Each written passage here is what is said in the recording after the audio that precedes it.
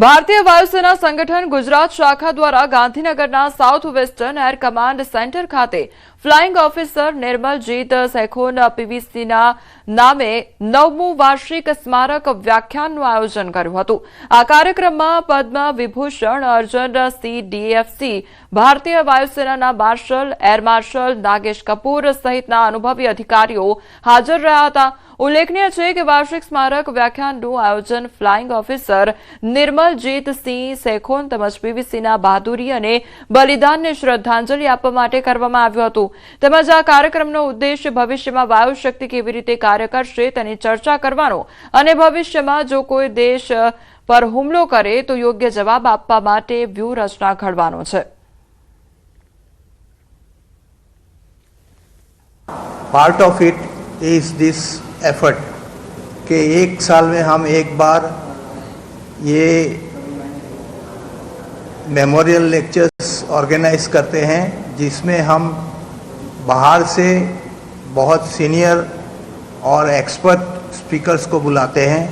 ऐसी ही लड़ाई फ्यूचर में होगी ये हम नहीं कह सकते, लेकिन इससे जो भी हमको लेसन्स मिल रहे हैं उसको हम आगे जो अगर ऐसा कुछ होता है पाकिस्तान भारत के बीच में या पाकिस्तान चाइना के बीच में या किसी और देश के बीच में, तो हम इन सब चीज़ों को एक तरह से रिव्यू कर रहे हैं, उनको देख रहे हैं और फिर उसके बाद अपनी आगे की रणनीति बना रहे हैं। तो इसके मद्देनज़र हमारे पास दूसरा कोई ऑप्शन नहीं है जो एग्जिस्टिंग हमारी फ्लीट है उसको अपग्रेड करने के अलावा, इसलिए भारत ये कदम उठा रहा है। છોટાઉદેપુર જિલ્લાના પાવીજેતપુર તાલુકાના રતનપુર ખાતે ગેરકાયદેસર રેતી ખનન મુદ્દે ભારે વિવાદ સર્જાયો છે। સ્થાનિક લોકોએ નદીમાં જનતા રેડ કરી બે હિટાચી મશીન અને રેતીથી ભરેલ 4 ટ્રકો ઝડપી પાડી રેતી ભરેલી ટ્રકો ખનિજ વિભાગના અધિકારીઓને બોલાવી સોંપવામાં આવી, પરંતુ સ્થાનિક યુવાનો દ્વારા ગંભીર આરોપ લગાવવામાં આવ્યા છે કે અધિકારીઓને આ ગેરકાયદેસર ખનનની સંપૂર્ણ જાણ હોવા છતાં કોઈ કાર્યવાહી કરવામાં આવી ન હતી। रात दिवस गनमेनो 4-4 मूके छे तो नदी में हाचवू ब्रिज कहेलू जયારે આટલું મોટું 2 નંબર ચાલતો હોય તો એમને ધ્યાન થઈ ડિવિઝન પર શું રાખવાનું છે જરૂર છે એ લોકોને કઈ ગનમેનો મૂક્યા છે અને એ મશીનો અહીં ચાલો એટલે ગાડી આવી અધિકારીને મેં કીધું કે મારી કને સવારના વિડિયો છે તમને બતાવું। પછી અધિકારીએ સીધા ગાડી અહીં આવ્યા અને એમની પાછળ અમે આવ્યા। પછી અહીંથી અધિકારીઓને કીધું કે અમે લઈને આ ગાડીઓ ખાલી ગાડીઓ લઈ જવા કહેતા હતા, એ ગાડીઓ લઈ જઈએ અમે સિલકા દે અમને કાયદેસરની કામગીરી કરવા દો એમ।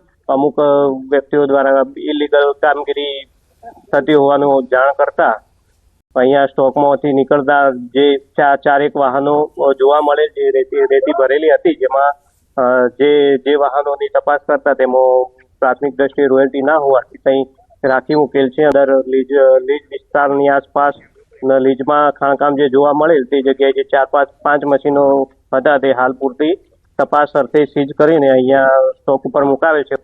રસિયાઓ માટે ખૂબ સારા સમાચાર સામે આવ્યા છે। ઉત્તરાયણને લઈને અંબાલાલ પટેલ દ્વારા આગાહી કરવામાં આવી છે। 14મી જાન્યુઆરીએ પવન દેવમોજ કરાવી દેશે, ત્યારે ઉત્તરાયણ પર પવનની ગતિ સારી રહેશે અને મકર સંક્રાંતિ પર પવનની ગતિ વધુ રહેશે તેવું કહેવામાં આવ્યું છે।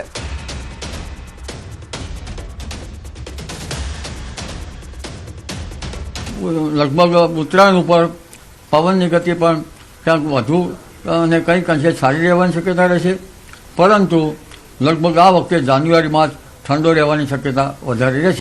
અમદાવાદમાં સૌથી વધુ વાહનોથી ધમધમતો SG highway iconic dust free road બની રહ્યો છે। વૈષ્ણોદેવી સર્કલથી સરખેજ ઉજાલા સર્કલ સુધી આઇકોનિક ડસ્ટ ફ્રી રોડ તૈયાર કરવામાં આવશે। આ પ્રોજેક્ટ અંતર્ગત પ્રથમ તબક્કામાં પકવાનથી ઇસ્કોન 4 રસ્તા સુધી ડેવલપમેન્ટ પૂર્ણ કરાયું છે, જે ડિસેમ્બરના અંત સુધીમાં લોકો માટે ખુલ્લો મૂકવામાં આવશે। તો આગામી કોમનવેલ્થ ગેમ્સ અને ઓલિમ્પિક્સ જેવી વૈશ્વિક સ્પર્ધાઓ ધ્યાનમાં રાખીને અમદાવાદ મહાનગરપાલિકા દ્વારા શહેરમાં અતિ આધુનિક ઇન્ફ્રાસ્ટ્રક્ચર ડેવલપમેન્ટ કરવામાં આવી રહ્યું છે।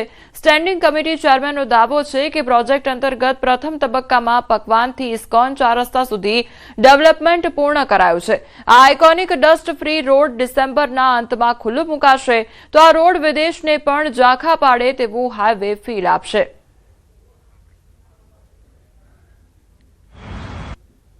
વૈષ્ણોદેવીથી શરૂ કરી ઉજાલા સુધી એનો જે પહેલો ફેઝ છે ડસ્ટ ફ્રી, પકવાન સર્કલથી શરૂ કરી ઇસ્કોન મંદિર સુધીનો આપણે વાત કરીએ કે હાલ પૂર્ણતાના આધારે છે.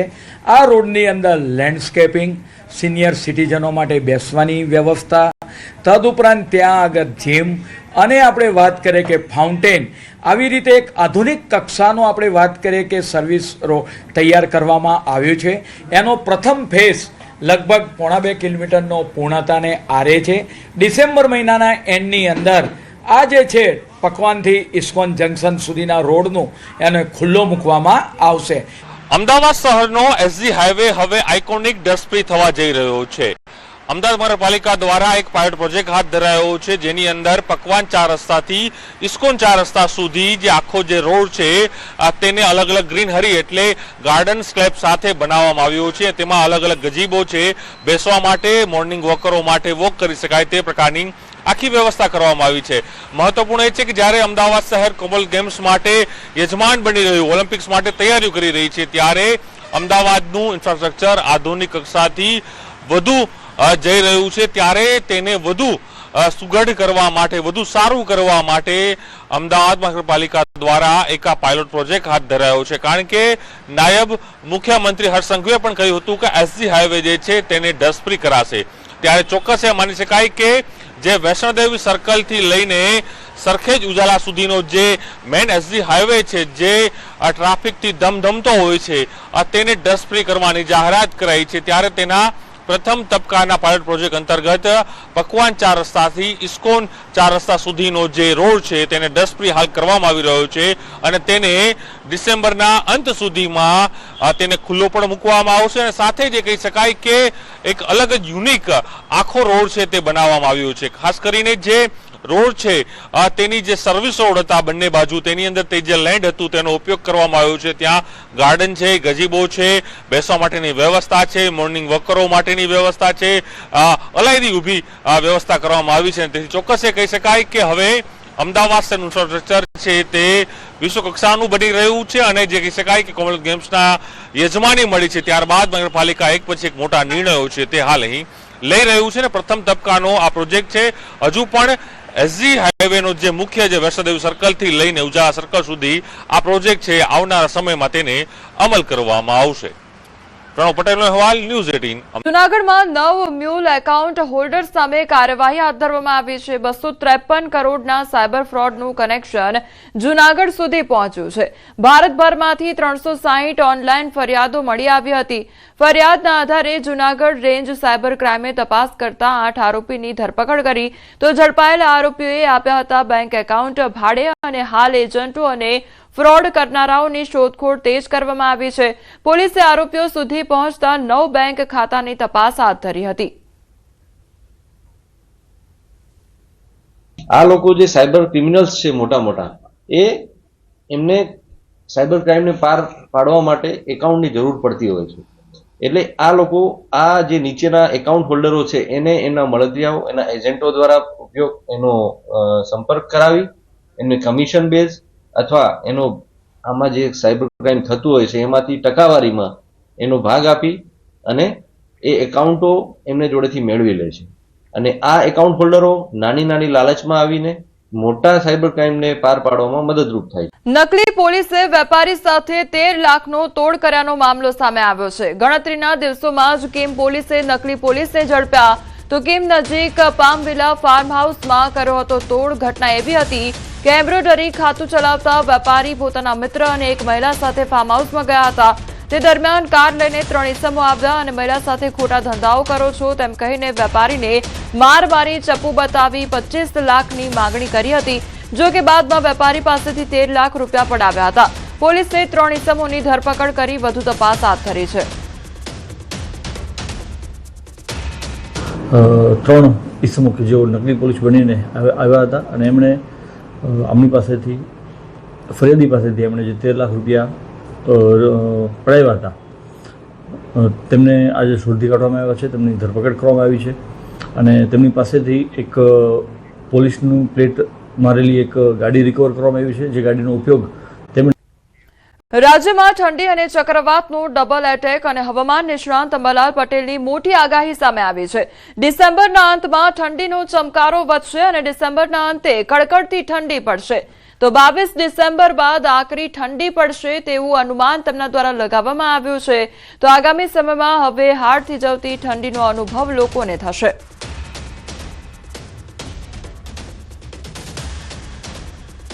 બદલાતી જોવા મળી રહી છે અને તેના કારણે જ ડિસેમ્બર ચાલી રહ્યો છે તેમ છતાં પણ અત્યારે મહત્તમ તાપમાન છે તે ઊંચું જોવા મળી રહ્યું છે, લઘુત્તમ તાપમાન પણ ઊંચું જોવા મળી રહ્યું છે અને સતત તાપમાનમાં વધઘટ થઈ રહી છે. ત્યારે આગામી દિવસોમાં વાતાવરણ કેવું રહેશે તે આપણે જાણીશું. આપણી સાથે છે હવામાન નિષ્ણાંત અંબાલાલ પટેલ. કાકા, હા, અત્યારે જે 15 દિવસ છે હવે 2025ના, આગામી દિવસોમાં વાતાવરણ કેવું રહેશે?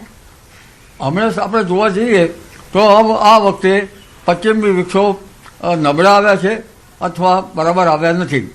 હવે તારીખ 16 થી 18 દરમિયાન એક પશ્ચિમ વિક્ષોભ આવશે અને ત્યાર પછી એક પશ્ચિમ વિક્ષોભ આવતા રહેશે.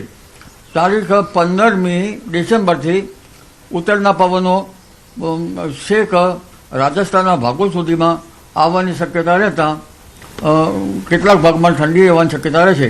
આમ છતાં 16મી ડિસેમ્બરથી કેટલાક ભાગોમાં લઘુત્તમ તાપમાન વધવાની શક્યતા રહેશે, જેમાં મધ્ય ગુજરાતના ભાગો અને દક્ષિણ ગુજરાતના કેટલાક ભાગો તેમજ લગભગ અન્ય ગુજરાતના ભાગોમાં લઘુત્તમ તાપમાન 16 ડિગ્રી સેલ્સિયસ જેવું થઈ જવાની શક્યતા રહે અને મહત્તમ તાપમાન લગભગ 29 થી 32 ડિગ્રી સેલ્સિયસ જેવું થવાની શક્યતા રહે. આમ છતાં ઉત્તર ગુજરાતના ભાગો, ગાંધીનગરના ભાગો, સાબરકાંઠાના ભાગો, પંચમહાલના ભાગો કે મહીસાગરના ભાગોમાં સવારની ઠંડી રહે અને લઘુત્તમ તાપમાન 13 થી 15 ડિગ્રી સેલ્સિયસ જેવું રહેવાની શક્યતા રહે. આ ઉપરાંત જૂનાગઢના ભાગોમાં 15 ડિગ્રી સેલ્સિયસ આસપાસ રહેવાની શક્યતા રહે અને રાજકોટના ભાગોમાં પણ ઠંડી રહે. દક્ષિણ ગુજરાતના ભાગોમાં નવસારી વગેરે ભાગમાં 15 ડિગ્રી સેલ્સિયસ અને કેટલાક ભાગમાં 18 ડિગ્રી સેલ્સિયસ જેવું રહેવાની શક્યતા રહે. સમુદ્રના ભાગોમાં ક્યાંક 18 થી 20 ડિગ્રી સેલ્સિયસ જેવું લઘુત્તમ ઉષ્ણતામાન રહેવાની શક્યતા રહે. મહત્તમ ઉષ્ણતામાન 29 ડિગ્રી સેલ્સિયસ આસપાસ રહેવાની શક્યતા રહે. એટલે કેટલાક ભાગમાં 16મી ડિસેમ્બરથી ઠંડીમાં ઘટાડો થાય. ફરી કાકા, ઠંડી ક્યારથી વધશે? ફરી ઠંડી વધતા પહેલાં જોઈએ આપણે કે લગભગ મધ્ય ગુજરાતના ભાગોમાં અને થોડીક ઠંડકમાં ઘટાડો થવા છતાં દેશના ઉત્તરીય પર્વતીય પ્રદેશોમાં એક હળવા મધ્યમ પ્રકારના પશ્ચિમ વિક્ષોભ તારીખ 18મી બાદ આવતા જ છે અને જેના કારણે તારીખ 18થી દેશના ઉત્તરીય પર્વતીય પ્રદેશોમાં હિમવર્ષા અને ક્યાંક બરફવર્ષા થવાની શક્યતા રહેશે. તારીખ 20 થી 21માં પણ બરફવર્ષા થવાની શક્યતા રહે